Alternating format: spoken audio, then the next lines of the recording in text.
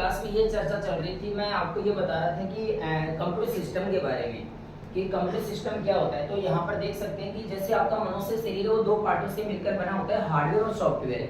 तो आपके मनुष्य शरीर के जितने भी अंग होते हैं वो सारे के सारे क्या होते हैं, हार्डवेयर होते हैं, जिनको आप देख भी सकते हैं और छू भी सकते हैं।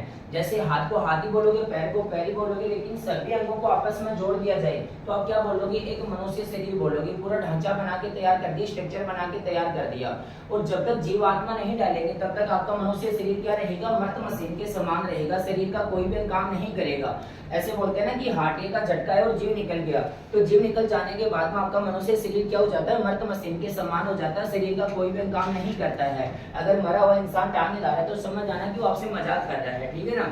हाँ, तो यही है कि आपका जो कंप्यूटर सिस्टम है वो भी दो पार्टों से मिलकर बना होता है, हार्डवेयर और सॉफ्टवेयर। अब हार्डवेयर क्या होता है और सॉफ्टवेयर क्या होता है, इसके बारे में मैंने आपको अच्छी तरीके से बताया था कि हार्डवेयर क्या होते हैं कि कंप्यूटर के वे पार्ट जिनको आप देख भी सकते हो और छू भी सकते हो वो हार्डवेयर कहलाते हैं। जैसे आपका इनपुट डिवाइस है, आउटपुट डिवाइस है, प्रोसेसिंग डिवाइस और आपका यहाँ पर स्टोरेज डिवाइस है। तो इनपुट डिवाइस क्या होता है, इनका मतलब अंदर और आउट का मतलब बाहर, कि बाहर की सूचना को कंप्यूटर के अंदर ले जाना है। तो कंप्यूटर सिस्टम से जुड़े वे सभी उपकरण जिनका प्रयोग कंप्यूटर सिस्टम को निर्देश देने के लिए किया जाता है वो क्या कहलाते हैं, आपके इनपुट डिवाइस कहलाते हैं। जैसे कि आपका कीबोर्ड है और आपका माउस, ये इनपुट डिवाइस है। तो ये बाहर की सूचना को अंदर ले जाने का काम करते हैं। तो यहाँ पर देख सकते हैं कि आपका जो कीबोर्ड है, माउस है, वो आपका इनपुट डिवाइस है। जो आपका कंप्यूटर सिस्टम है वो एक इलेक्ट्रॉनिक्स मशीन है। तो इलेक्ट्रॉनिक्स मशीन है, ये मंद बुद्धि का, इसमें बुद्धि नहीं होती। जैसे यूजर इसको निर्देश देता है उसी के अनुसार ये काम करता है, अपने आप कोई भी निर्णय नहीं लेता है। तो ये पहले जो कंप्यूटर काम करेगा, इसकी काम करने की जो क्षमता है वो कैसे, इस तरीके से कि पहले इसको क्या देना पड़ेगा, इनपुट देना पड़ेगा। तो पहले कीबोर्ड और माउस के द्वारा क्या करोगे, आप इसको इनपुट देंगे यानी इसको निर्देश देंगे। तो कंप्यूटर की परिभाषा देखना क्या होती है कि कंप्यूटर है वो एक इलेक्ट्रॉनिक्स मशीन है जो यूजर द्वारा दी गई उद्देश्य पूर्ण सूचनाओं को इनपुट यूनिट की सहायता से कच्चे आंकड़ों के रूप में ग्रहण करता है तथा उन कच्चे आंकड़ों पर प्रोसेस करके हमें आउटपुट इकाई की सहायता से सही रिजल्ट के रूप में शो करता है। कि पहले हमें इसको इनपुट देना पड़ेगा। भाई ये तो बुद्धिहीन है ना, इसमें तो बुद्धि नहीं होती। जैसे यूजर इसको निर्देश देता है उसी के अनुसार ये काम करता है, अपने आप कोई भी निर्णय नहीं लेता है। तो जैसे मैं इसको निर्देश दूंगा उसी तरीके से काम करेगा। जैसे मैं आपको ये बोलूं कि 2 + 2 तो कितने होते हैं, तो आप क्या बोलोगे, 2 + 2 4 होते हैं, क्योंकि मैंने पहले आपको निर्देश दिया है काम करने के लिए। पहले मैंने आपको निर्देश दिया है, मैंने कच्चे आंकड़े, देखो कच्चे आंकड़े क्या होते हैं, जैसे डेटा होता ना, ये समझ लो कि आपके पास में जैसे कोई पेन ड्राइव है, आपके बड़े भाई साहब की शादी हुई थी 2 साल पहले और उसमें शादी वाला वीडियो रखा हुआ, फोटो वगैरह रखी हुई है। अब आपका कोई फ्रेंड है वो मांग लेगा कि यार भाई साहब वो आपका पेन ड्राइव तो मुझे भी दे दो, हम भी आपकी वो जो शादी वाली वीडियो वगैरह हम भी देख लेंगे। तो आप क्या बोलोगे कि यार भाई साहब मेरा जो पेन ड्राइव है ना इसमें मेरा और भी बहुत सारा डेटा पड़ा है, तो आप डिलीट मत कर देना, ठीक है। अब डेटा क्या होता है, देखो जो कच्चे आंकड़े होते हैं ना उन्हीं को डेटा कहा जाता है। अब कच्चे आंकड़े क्या होते हैं, जैसे आपका ऑडियो, वीडियो, ध्वनि, टेक्स्ट वगैरह जो कुछ भी होता है ना वो आपका डेटा ही होता है। जैसे पेन ड्राइव में आपकी कोई फाइल वगैरह पड़ी है वो डेटा ही है। आपके पेन ड्राइव में और कोई ऑडियो, वीडियो, फोटो वगैरह कुछ फाइलें वगैरह जो कुछ भी पड़ा है ना आपका वो सारा डेटा ही है। तो पहले कंप्यूटर को क्या करना पड़ेगा, हमें निर्देश देना पड़ेगा, आदेश देना पड़ेगा। जैसे मैं आपको बोलूं कि 2 + 2 कितना होता है, तो आप बोलोगे सर 4 होता है, तो पहले मैंने आपको निर्देश दिया है तो 2 + 2, ठीक है ना। अब क्या करोगे, पहले ये जो कान है ना आपका इनपुट डिवाइस है, क्योंकि बाहर की सूचना को अंदर ले जाने का काम कर रहा है। तो 2 + 2 ये मैंने आपको निर्देश ये दिया है कि 2 में और 2 जोड़ना है। तो आप दिमाग लगाओगे कि 2 में 2 जोड़ेंगे तो कितना हो जाएगा, 4 हो जाएगा। तो पहले आपने इस बात को सुना, ग्रहण किया, इसके बाद में तो इनपुट तो हो गया ना, यहाँ पर ये कान आपका इनपुट डिवाइस होता है। बाद में यहाँ पर 2 + 2 मैंने आपका निर्देश यहाँ पर जो दिया है, इसके बाद में जो आपका यहाँ पर दिमाग है ये क्या काम करेगा, इसको प्रोसेसिंग करने का काम करेगा, कैलकुलेशन करने का काम करेगा कि 2 + 2 कितना होता है, आपका यहाँ पर 4 होता है। तो ये जो आपका रिजल्ट आया है ना इसको हमें क्या करना पड़ेगा, बाहर भी तो निकालना पड़ेगा, आउटपुट भी तो निकालना पड़ेगा। तो आपका आउटपुट क्या होगा, 4। तो यहाँ पर देखना ये आपका आउटपुट होता है, ठीक है।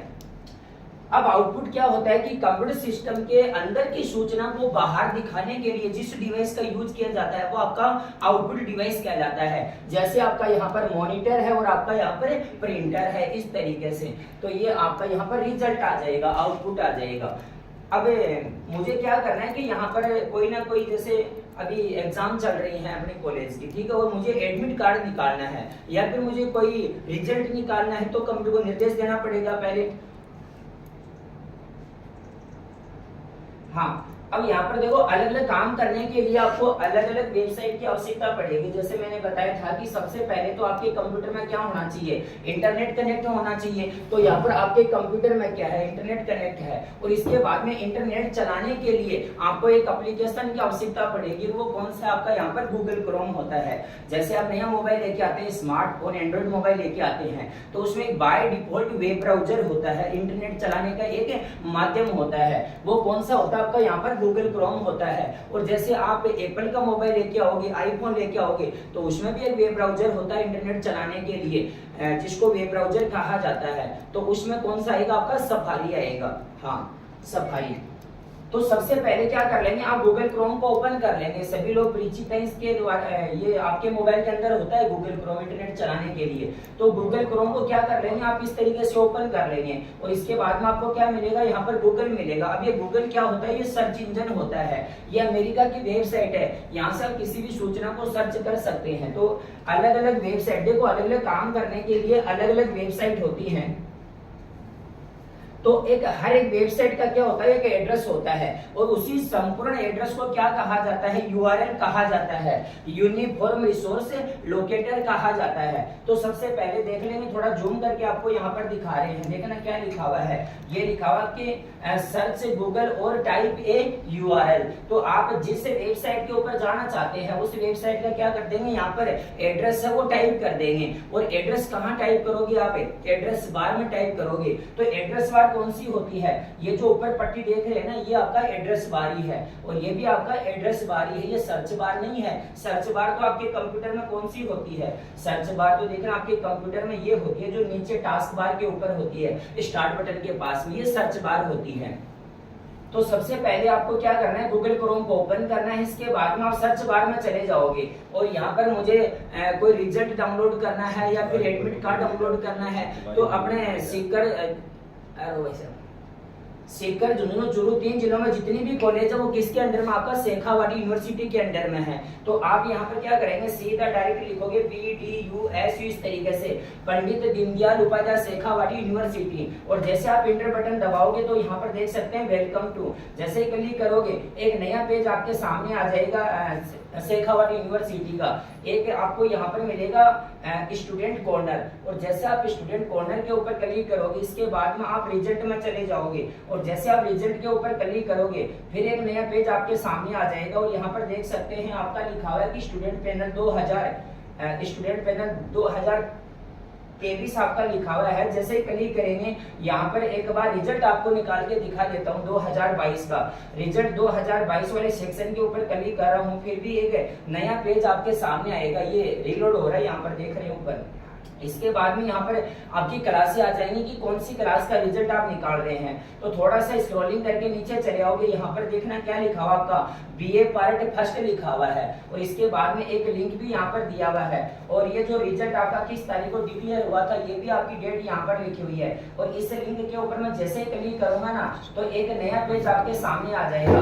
अब जो रिजल्ट आप निकाल रहे हैं वो आप कौन सी एग्जाम का निकाल रहे हैं, यहाँ पर मेन एग्जाम का रिजल्ट निकाल रहे हैं। तो मेन एग्जाम आप सेलेक्ट कर लेंगे और इसके बाद में जो रोल नंबर है ना वो आप यहाँ पर टाइप कर देंगे। तो रोल नंबर मेरे भाई साहब लगा देता हूँ यहाँ पर 10 20 13 10 20 और 13 यहाँ पर और 83।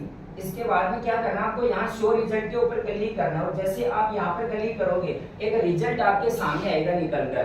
तो पहले यार तो बेइज्जती कर रहा है गुरुजी, रोल नंबर सही बोल लगाया है रोटी जी, अच्छा 10 लगा दिया ना, 10 20 लगा दिया 20 लगा दिया 20 10 13 83। कोई बात ना, मिस प्रिंट हो जाता है। देखना अब आपका जो रिजल्ट है ना वो आपके सामने है। तो पहले बताइए मैंने क्या दिया, कंप्यूटर को निर्देश दिया है, ठीक है ना। यानी आपका कीबोर्ड और माउस ये क्या हो जाएगा, आपका इनपुट डिवाइस हो जाएगा। तो ये टाइप करने के लिए काम में आता है, निर्देश देने के लिए काम में आता है। तो अब जो कच्चा आंकड़ा है ना, कच्चा आंकड़ा जो डेटा है, सुनो कच्चे आंकड़े क्या होते हैं, जैसे मैंने अभी रोल नंबर जो टाइप किया ना, वो तो आपका कच्चा आंकड़ा, ठीक है ना यहाँ पर। और जो कच्चे आंकड़े हैं वो कंप्यूटर में हम भेजेंगे, तो भेजेंगे किसके द्वारा, इनपुट डिवाइस के द्वारा। और इनपुट डिवाइस कौन सा, आपका कीबोर्ड और माउस। तो कीबोर्ड और माउस के द्वारा मैंने क्या कर दिया, यहाँ पर रोल नंबर है वो टाइप कर दिया। अब ये कच्चे आंकड़े कहाँ चले जाएंगे, सीधा डायरेक्ट यहाँ सीपीयू के अंदर चले जाएंगे।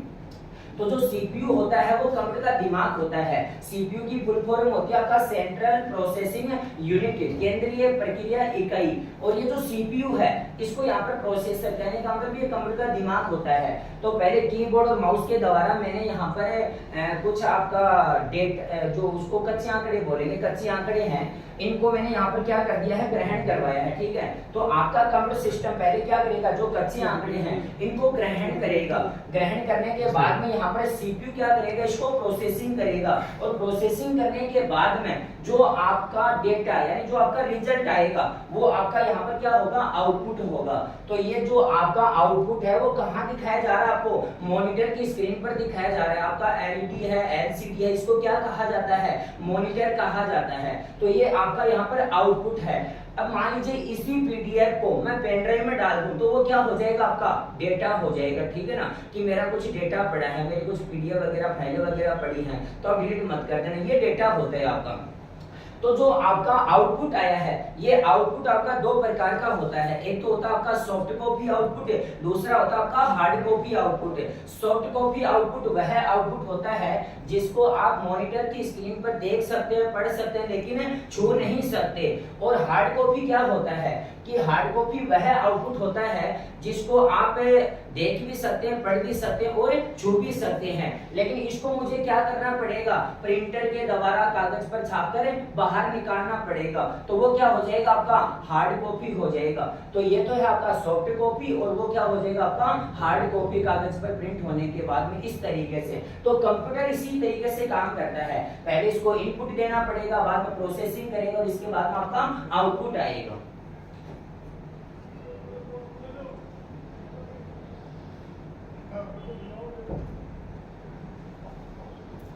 हाँ, तो ये मैं आपको अच्छी तरीके से बता रहा हूँ। यहाँ पर हार्डवेयर के बारे में इनपुट डिवाइस हो गया आपका यहाँ पर कीबोर्ड और माउस, और इसके बाद में आपका आउटपुट डिवाइस हो जाएगा मॉनिटर और आपका प्रिंटर, और इसके बाद में प्रोसेसिंग डिवाइस कौन सा हो जाएगा, आपका सीपीयू। और सीपीयू को जब खोल के देखोगे उसके अंदर एक प्लेट लगी होती है, उसको मदरबोर्ड कहा जाता है। तो जो छोटे छोटे इलेक्ट्रॉनिक्स यूनिट होते हैं ना, वो किस पर लगे होते हैं, आपका मदरबोर्ड के ऊपर ही लगा होता है।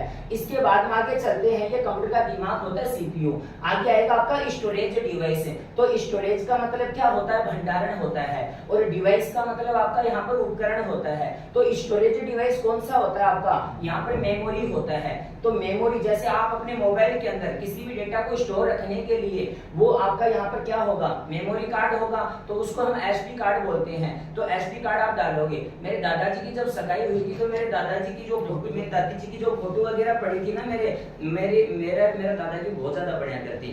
मैं मेरा दादा नहीं सोया करता। अच्छा सर, दुल्हन की फोटो दिखा दीजिए। मैं वैसा दादो मन कहानी की आपको बना बेटा जन्म हो जाता है। मैं दादा का मंगरा में खार खोर तो मेरे दादा का मार्ग बहुत ज्यादा है तो है ना। एक बार दादो जी मैं मंथन की बात कर लेता, शिव की बात कोई ना, दादा जी मैंने फोटो फाटो दिखाया करता दादी के, बेटा बोले देख तेरी दादी की फोटो हो रही है। जहाँ मैं अच्छा मैंने पूछा है दादाजी फोटो कहाँ पड़ी है आपके मोबाइल में, जो फोटो पड़ी है ना ये फोटो कहाँ है। तो दादाजी ने बोला ये तो मोबाइल के अंदर पड़ी है। और देखो मेरे दादाजी का वो, अच्छा मेरे दादाजी जो सगाई हुई थी ना, तो देखो दादाजी का जो मोबाइल, देखो ये है, देखो दादाजी का मोबाइल। और फिर मेरी दादी ने बोला कि मुझे तो आईफोन चाहिए। फिर मेरे दादाजी ने देखो ये फोन भेजा था मेरी दादी को। तो मैंने बोला कि दादाजी से ये बताइए कि वो फोटो वगैरह जो आप दिखा रहे हैं ना, मुझे फोटो कहाँ पड़ी है। तो दादाजी ने बोला ये तो मोबाइल मोबाइल में पड़ी है। तो मैंने बोला कि दादाजी ये मोबाइल में नहीं है फोटो, ये फोटो कहाँ है, आपकी मेमोरी कार्ड के अंदर पड़ी है। जो स्टोरेज डिवाइस है ना, सूचना को जो स्टोर रखने का काम करता है, वो किसका होता है, आपका मेमोरी का होता है। आजकल जो आप 10-20-30 हजार का जो मोबाइल लेके आते हैं ना, एंड्रॉइड मोबाइल, स्मार्टफोन लेके आते हैं, उसमें जो मेमोरी आती है वो इनबिल्ट भी आती है, इंटरनल स्टोरेज आता है कि 128 GB तो आपका इंटरनल स्टोरेज आता है, वो चिप लगी होती है, उसको बाहर नहीं निकाल सकते। और एक अलग से भी मेमोरी कार्ड डाल सकते हैं, वो आपका एक्सटर्नल मेमोरी होता है, एक्सटर्नल, ठीक है ना। वो एक्सटर्नल मेमोरी कार्ड कौन सा होता है, आपका एसडी कार्ड मेमोरी कार्ड होता है। और 128 GB, 64 GB, 32 GB वो आपका इंटरनल स्टोरेज होता है। तो मैंने बोला कि दादाजी ये फोटो है ना, वो आपके फोन में नहीं पड़ी है, ये मेमोरी कार्ड में पड़ी है। तो फिर दादाजी ने जिद कर लिया। मैंने बोला दादाजी ये काम करो, ये मेमोरी कार्ड मुझे निकालने दो एक बार। और मेमोरी कार्ड को जैसे मैंने बाहर निकाल दिया, मैंने बोला कि दादाजी अब दिखाओ फोटो दादीजी वाली। तो मोबाइल में कुछ नहीं था, गैलरी बिल्कुल साफ हो गई। तो है गैलरी में कुछ नहीं था। तो जैसे मैंने वापस मेमोरी कार्ड डाला तो वो वापस गैलरी में शो होगी। इस तरीके से स्टोरेज डिवाइस है ना, वो आपका मेमोरी कार्ड होता है। तो जैसे आपने यहाँ पर जो रिजल्ट निकाला अभी, और अभी इस पीडीएफ फाइल को आप सेव रखना चाहते हैं कंप्यूटर में, तो बताइए किसका यूज करोगे आप, मेमोरी कार्ड का यूज करोगे। तो वो डेटा आपका कहाँ सेव हो जाएगा, मेमोरी में सेव हो जाएगा। तो आप फोन के अंदर जो मेमोरी रखते हैं ना, वो तो है आपका एसडी कार्ड। और आपके कंप्यूटर में जो मेमोरी कार्ड होता है उसको क्या कहा जाता है, सीपीयू के अंदर लगा होता है मेमोरी कार्ड आपका किसी भी डेटा को सेव रखने के लिए, वो आपका यहाँ पर एचडीडी होता है। और एचडीडी का मतलब होता है आपका हार्ड डिस्क ड्राइव होता है, इस तरीके से। और एक होता है आपका एसएसडी, सॉलिड स्टेट ड्राइव, तो ये भी आपका हार्ड डिस्क की तरह ही होता है, लेकिन इसकी स्पीड है ना, वो हार्ड डिस्क से कई गुना फास्ट होती है।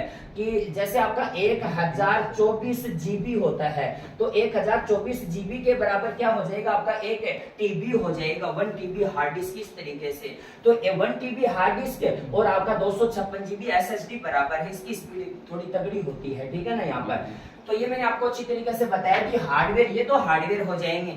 अब यहाँ पर इनपुट और आउटपुट, ये प्रोसेसिंग डिवाइस, स्टोरेज डिवाइस, इन सबको मिला के क्या बना दिया आपने, कंप्यूटर सिस्टम बना दिया, ढांचा बना के तैयार कर दिया। इसके बाद में कंप्यूटर को चलाने के लिए, ऑपरेट करने के लिए आपको सॉफ्टवेयर भी डालना पड़ेगा। तो यहाँ पर सॉफ्टवेयर दो प्रकार का होता है, सिस्टम सॉफ्टवेयर, दूसरा आपका यहाँ पर एप्लीकेशन सॉफ्टवेयर। अब सिस्टम सॉफ्टवेयर है, ये सॉफ्टवेयर बनाता कौन है, आपके संयुक्त राज्य अमेरिका में एक कंपनी है जिसका नाम है माइक्रोसॉफ्ट कॉर्पोरेशन लिमिटेड कंपनी। इस कंपनी की स्थापना 26 नवंबर सन 1976 को की गई थी। और इस कंपनी के जो संस्थापक या मालिक हैं वो पॉल एलन और बिल गेट्स हैं। ये दोनों बचपन के मित्र थे, इन्होंने साझा करके इस कंपनी की स्थापना कर ली। और ये कंपनी क्या काम करती है, सॉफ्टवेयर बनाने का काम करती है, इलेक्ट्रॉनिक्स डिवाइस भी बनाने का काम करती है और कंप्यूटर भी बनाने का काम करती है। तो जो सॉफ्टवेयर बनाती है वो दो प्रकार का बनाती है, एक तो आपका सिस्टम सॉफ्टवेयर, दूसरा आपका यहाँ पर एप्लीकेशन सॉफ्टवेयर।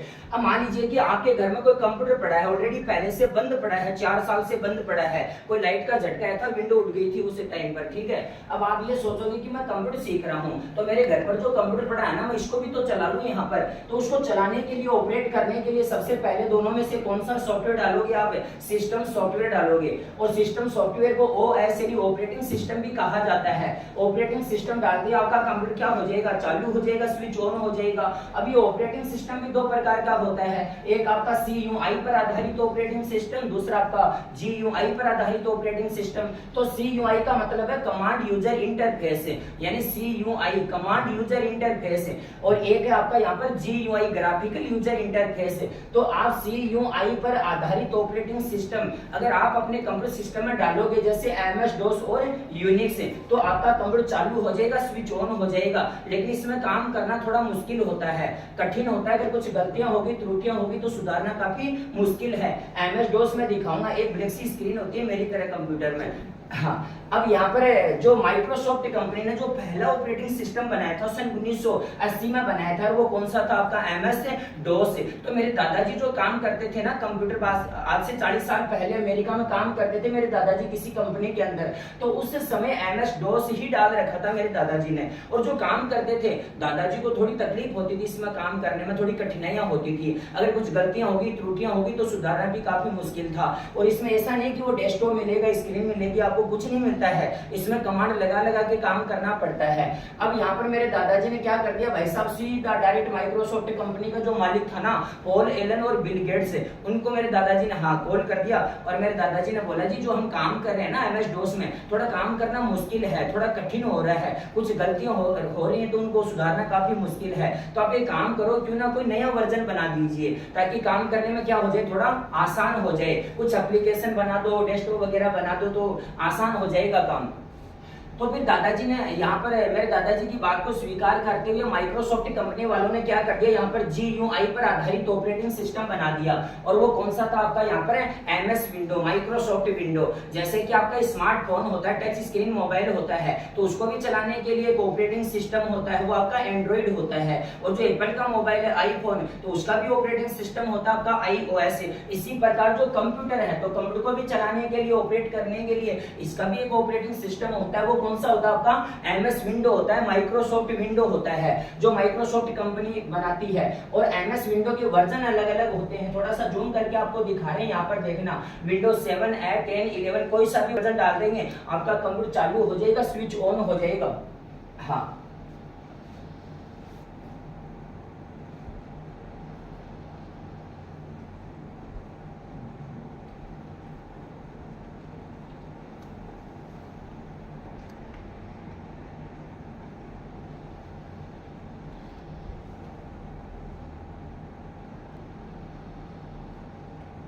हाँ, तो MS विंडो की वर्जन अलग अलग है आपका, विंडोज 7, 8, 10, 11। जैसे आपके मोबाइल के अंदर GB व्हाट्सएप है, बिजनेस व्हाट्सएप है, आपका वो मैसेंजर व्हाट्सएप है, तो व्हाट्सएप ही, लेकिन उसके वर्जन अलग अलग है, फीचर्स अलग अलग आते हैं। तो यहाँ पर विंडोज 7 को 2009 में लॉन्च किया गया था, विंडो 8 को 2012 में लॉन्च किया गया था, और विंडो 10 को 29 जुलाई 2015 को लॉन्च किया गया था, और विंडो 11 को 5 अक्टूबर 2021 को लॉन्च किया गया था। कोई सा भी वर्जन डाल देंगे आपका कंप्यूटर क्या हो जाएगा, चालू हो जाएगा, स्विच ऑन हो जाएगा। इसके बाद में चलते हैं यहाँ पर कि कंप्यूटर सिस्टम में विंडो डालने के बाद, कंप्यूटर सिस्टम में विंडो डालने के बाद जो प्रोग्राम अपने आप तैयार हो जाते हैं उनको तो क्या कहा जाता है, एक्सेसरीज प्रोग्राम कहा जाता है, सहायक प्रोग्राम कहा जाता है। वो सहायक प्रोग्राम कौन कौन से होते हैं यहाँ पर देखना। एक तो आपको यहाँ पर एक तो दिखाई दे रहा है आपको कैलकुलेटर, और एक आपका यहाँ पर कैलेंडर है, MS पेंट है, नोट पैड है, आपका वर्ड पैड है, और इसके बाद में आ जाएगा आपका कौन सा, स्नैपिंग टूल्स, और इसके बाद में आपका यहाँ पर विंडो मीडिया प्लेयर है। तो ये सारे के सारे विंडो के एक्सेसरीज प्रोग्राम है, सहायक प्रोग्राम है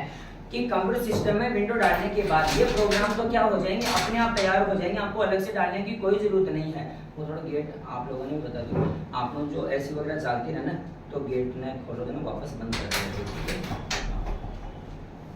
अब यहाँ पर चलते हैं आगे कि कंप्यूटर सिस्टम में विंडो डालने के बाद जो प्रोग्राम अपने आप तैयार हो जाते हैं वो तो है आपका एक्सेसरीज प्रोग्राम, सहायक प्रोग्राम। जैसे एग्जांपल दूं कि आपने 10, 20, 30 हजार का कोई नया मोबाइल खरीदा है अभी, ठीक है ना, तो मोबाइल के साथ में जो प्रोग्राम आते हैं ना, जो एप्लीकेशन आते हैं वो एक्सेसरीज प्रोग्राम है, सहायक प्रोग्राम है। जैसे मोबाइल के साथ में कैलेंडर भी आता है, कैलकुलेटर भी आता है, टॉर्च वगैरह और भी कई सारे एप्लीकेशन आते हैं।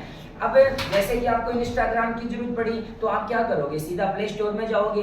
आपको व्हाट्सएप की जरूरत पड़ेगी, फेसबुक की जरूरत पड़ेगी, तो आजकल क्या करोगे मेरे भाई साहब, देखो इंस्टाग्राम पर थोड़ा आजकल ज्यादा एक्टिव रहते हैं, ठीक है ना सभी, तो आप प्ले स्टोर में जाके क्या करेंगे, आपका जो आपकी आवश्यकता के अनुसार जिस भी एप्लीकेशन की आपको आवश्यकता है वही एप्लीकेशन क्या कर लेंगे, प्ले स्टोर में जाके आप डाउनलोड भी कर लेंगे, और उसको जब चाहे आप उसको वापस भी हटा सकते हैं, डिलीट कर सकते हैं। लेकिन जो विंडो के साथ में, सॉरी जो आपका मोबाइल के साथ में जो एप्लीकेशन आता है ना, उसको आप डिलीट नहीं कर सकते, हटा नहीं सकते, और जो प्ले स्टोर से आप डाउनलोड करते हैं उसको आप हटा सकते हैं। तो ये बात है यहाँ पर।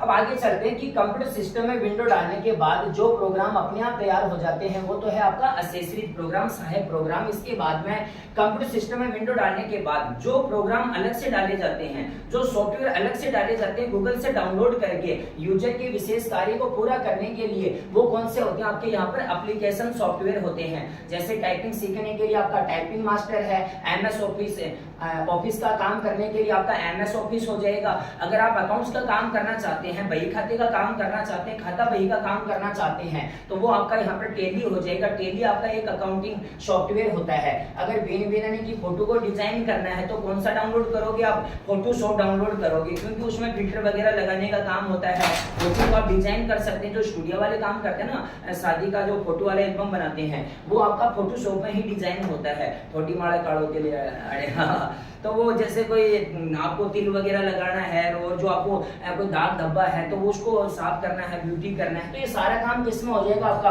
फोटोशॉप में हो जाएगा। इसके बाद में बड़े बड़े जो पोस्टर है, बैनर है, इनविटेशन कार्ड है, न्यूज़पेपर है, इनको डिजाइन करना चाहते हैं तो आपका कोरल ड्रॉ और पेज मेकर होता है। इसके बाद में अगर आप एक इंजीनियर है और बिल्डिंग का नक्शा बनाना चाहते हैं 3D के अंदर, कोई भी बिल्डिंग खड़ी करने से पहले उसका क्या बनता है? नक्शा बनता है। तो यहाँ पर ऑटोकैड होता है इस तरीके से। तो ये सारे के सारे एप्लीकेशन सॉफ्टवेयर हैं। अब बात करता हूँ यहाँ पर जो कल पॉइंट वगैरह जो आप कर रहे थे वो भी बताएंगे। अब यहाँ पर थोड़ा सा मैं इसको तो कैंसिल कर देता हूँ यहाँ पर। अब इनमें देखना आपका जो RSCAT का जो सिलेबस है उसमें कौन सा सॉफ्टवेयर दिया गया था। उसमें सॉफ्टवेयर दिया गया है आपका यहाँ पर MS ऑफिस की, जो आपका रजिस्ट्रेशन कंप्लीट होने के बाद में जो आपको बुक मिलेगी, हाँ आपको जो बुक मिलेगी उसमें आपका कौन सा सॉफ्टवेयर रहेगा? वो रहेगा आपका MS ऑफिस, ठीक है ना। क्योंकि जो आप कंप्यूटर सीखने के लिए आ रहे हैं तो आप भी तो कहीं ना कहीं काम करोगे, खुद का बिजनेस होगा, किसी दूसरी कंपनी में काम करोगे, इस तरीके से ऑफिस का काम करोगे, तो मैन्युअली जो काम है ना वो सारा हिसाब किताब रिकॉर्ड वो आपको कंप्यूटर में रिकॉर्ड करना पड़ता है। जैसे कि कोई मित्र की दुकान आपने खोल ली, तो जैसे कोई एप्लीकेशन है, कोई लेटर है, आपका कोई रिज्यूम वगैरह बना के तैयार करना है, पासपोर्ट साइज फोटो बना के तैयार करनी है, तो ये सारा काम आपका यहाँ पर किसमें हो जाएगा? MS ऑफिस में हो जाएगा। तो RSCAT के सिलेबस में आपका MS ऑफिस ही सॉफ्टवेयर है। हिंदी इंग्लिश की टाइपिंग है साथ साथ में। अब इसको करते हैं यहाँ पर बंद क्लोज। हाँ, अब MS ऑफिस की अगर मैं बात करूं तो आपका जो MS ऑफिस है वो पूरा पैकेज है, पूरा पैकेट है, यानी एक सॉफ्टवेयर है। अच्छा, ये MS ऑफिस किसने बनाया? माइक्रोसॉफ्ट कंपनी ने बनाया है, ठीक है ना। MS ऑफिस, MS का मतलब होता है माइक्रोसॉफ्ट ऑफिस, कि ऑफिस का काम करने के लिए एक सॉफ्टवेयर बनाया गया है, डिजाइन किया गया है, और वो सॉफ्टवेयर किसने बनाया? माइक्रोसॉफ्ट कंपनी ने बनाया है। और जो कंप्यूटर की लैंग्वेज होती है ना, कंप्यूटर की जो लैंग्वेज होती है वो कौन कौन सी है? जैसे कंप्यूटर की मुख्य जो भाषाएं होती हैं वो आपकी 3 होती हैं। एक आपका मशीनी भाषा होता है, एक असेंबली होता है, और एक आपका हाई लेवल लैंग्वेज उच्च स्तरीय भाषा होती है। तो जो आपकी उच्च स्तरीय भाषा है, हाई लेवल लैंग्वेज, उसके अंदर में 250-300 भाषाएं आती हैं। और ये जो जैसे आपका C है, C++ है, जावा है, पाइथन है, HTML है, XML है, इनका नाम आपने सुना है। तो जो हाई लेवल लैंग्वेज है इसके अंदर में 250-300 भाषाएं हैं। तो जो आपका MS ऑफिस है, माइक्रोसॉफ्ट ऑफिस है,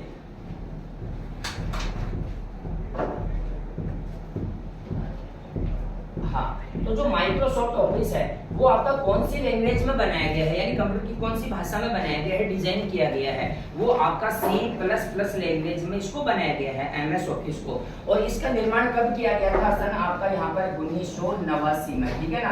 आपका जो MS ऑफिस है इसको यहाँ पर सन 1989 में बनाया गया था। इसके बाद में इसके आगे आगे नए नए वर्जन आते गए, लेकिन इसका जो अभी वर्जन की भी बात करेंगे कि वर्जन क्या होते हैं। जैसे आपका संस्करण होता है, जैसे कि आपका इंस्टाग्राम है, फेसबुक है, आपका व्हाट्सएप है, तो इसमें नए नए वर्जन आते रहते हैं। तो इसको क्या करना पड़ता है? आपको प्ले स्टोर में जाके अपडेट करना पड़ता है, तब जाके कोई नया फीचर्स उसमें ऐड होता है। तो MS ऑफिस है, MS ऑफिस तो पूरा पैकेज है, पूरा पैकेट है, यानी सॉफ्टवेयर है। जैसे माचिस का पैकेट होता है तो उसमें 6 माचिस आती हैं। अब ये पैकेट किससे मिलकर बना?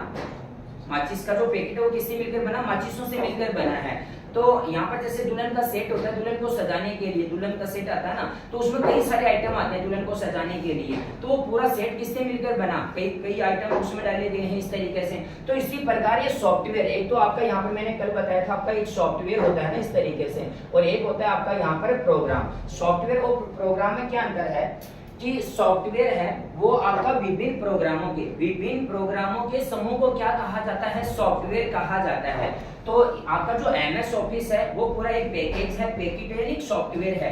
ये किससे मिलकर बना है? प्रोग्रामों से मिलकर बना है। तो MS ऑफिस के पार्ट होते हैं, अलग अलग प्रोग्राम होते हैं। वो कौन सा होता है देखना, यहाँ पर ये जो चार्ट लगा हुआ है आपके सामने, ऊपर लिखा हुआ आपका MS वर्ड लिखा हुआ है, आगे आपका MS एक्सेल भी लिखा हुआ है, आगे आपका पावर पॉइंट भी लिखा हुआ है, MS एक्सिस भी होता है और भी बहुत सारे इसके प्रोग्राम होते हैं। लेकिन MS ऑफिस के जो मुख्य पार्ट हैं वो आपका MS वर्ड, एक्सेल और पावर पॉइंट है।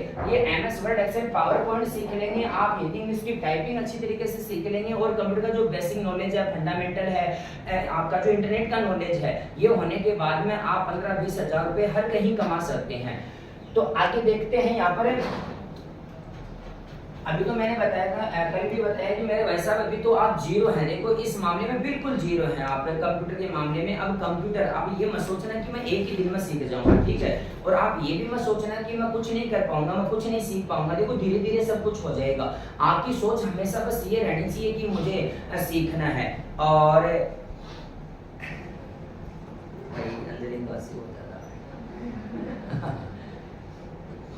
जो भी आप सीखने के लिए आ रहे हैं तो आप ये देखना कि आज मैंने क्या सीखा, ठीक है ना, आज हमने क्या सीखा।